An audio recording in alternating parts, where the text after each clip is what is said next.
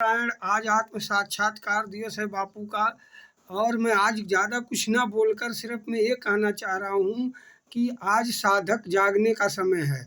अगर बापू से ज़्यादा कोई किसी चीज़ को नहीं जानता केस के विषय में भी, लेकिन सेवा जो अर्जुन गद्दार है क्या है, ये हम लोग इस विषय को एकदम छोड़ दें। अभी जो टारगेट हमारा है, जो सुमंडम स्वामी जी, जो हर्षानंद जी ने हम लोगों को खुली पोल दी है, जो सरकार का एकदम उन्होंने जो सरकार के खिलाफ है बोला है, उसको जवाब सरकार से ही हम लोग मांगेंगे। मैं तो अपने मतलब जो है लेटर पैड से सरकार से जवाब मांगने के लिए बिल्कुल तैयार हूं। और मेरा जल्द से जल्द सारी रजिस्ट्री उच्च न्यायालय और प्रधानमंत्री के पास मेरा सारा जो है डॉक्यूमेंट्स सहित मैं भेजने वाला हूं। और उसके पहले मैं आज ज़्यादा नहीं बोलूँगा। आज क्या सुमंडम स्वामी बोले, क्या हर्षानंद जी बोले, उस पर हमको काम करना है। सरकार की नींव को हिलाना है, तभी हम सफल हो पाएंगे। मैं आप लोगों को थोड़ा स्वामी जी की और जो है हर्षानंद जी की आप लोग बारी पूरी सुनिए। राजनीतिज्ञ और सुप्रीम कोर्ट के एडवोकेट और हार्वर्ड यूनिवर्सिटी के लेक्चरर डॉक्टर सुब्रमण्यम स्वामी भी कह रहे हैं कि भारत की आजादी के बाद ऐसा फेक केस, ऐसा बकवास केस मैंने अपनी जिंदगी में नहीं देखा।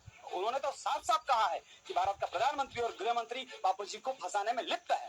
वो उसको जेल में डालने वाले दो लोग हैं, एक है नरेंद्र मोदी, दूसरा है अमित शाह।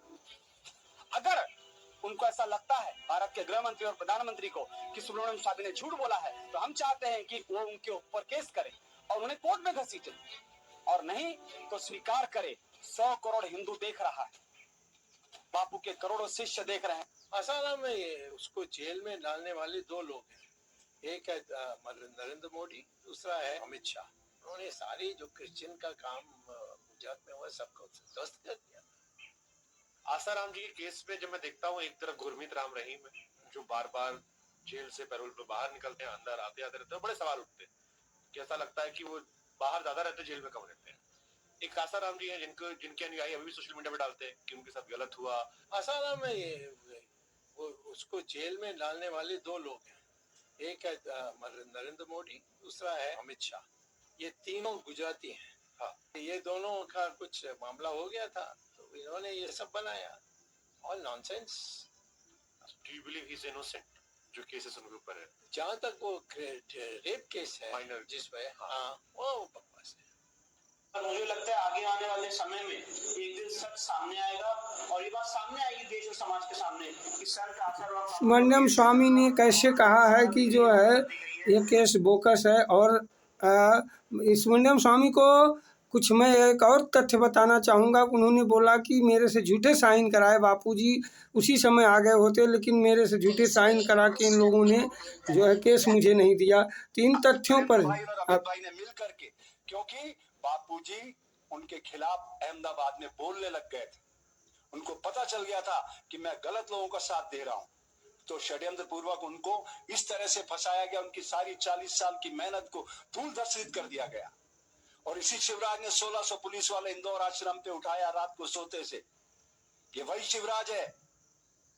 और इन लोगों ने इतना बड़ा अपराध किया है, बापूजी इनको भले ही क्षमा कर दे, लेकिन परमात्मा माफ नहीं करेगा। इसमें प्रचार तंत्र का भी सहयोग है। नैतिकता कम काम कर रही है, राजनैतिकता ज्यादा काम कर रही है। आसाराम बाबू का सारी दुनिया में नाम है, आज भी है, और उसको कलंकित करने को, बदनाम करने के लिए सारे संत हमारे पक्ष में बोल रहे हैं। मतलब चाहे वो मतलब जो है कृपा, जो राम मंदिर के जो मतलब जो है ट्रस्टी रहे हैं वो बोल रहे हैं। संत, सारे संत बापू के विषय में बोल रहे हैं। सारे मतलब जो है राजनेता भी बोल रहे हैं। लेकिन ये दो लोग जो कि प्रधानमंत्री और अमित शाह गृह मंत्री, ये दोनों न्यायपालिका से लेकर सब पर इन्होंने दबाव बनाया है। तो साधक भाई, जब आप लोग बापूजी आपको सनाम शेर रखा, गीदड़ नहीं रखा। आज लड़ना है तो सिर्फ सरकार से लड़ना है, और उसके लिए आश्रम भी सुरक्षित हो। आश्रम के जो भाई संभाल रहे हैं उनको संभालने दीजिए। ये साधक भाई बहन जो आप लोग बापूजी जो ज्ञान दिए हैं, जो आप लोग ब्रह्म ज्ञान पाए हो, जो बापू जन्मों जन्मों के हम लोग पाप ताप हरे हैं, तो आपका क्या दायित्व बनता है कि हम लोग जो है घर में बैठे रहें, चूड़ियाँ पहन लें?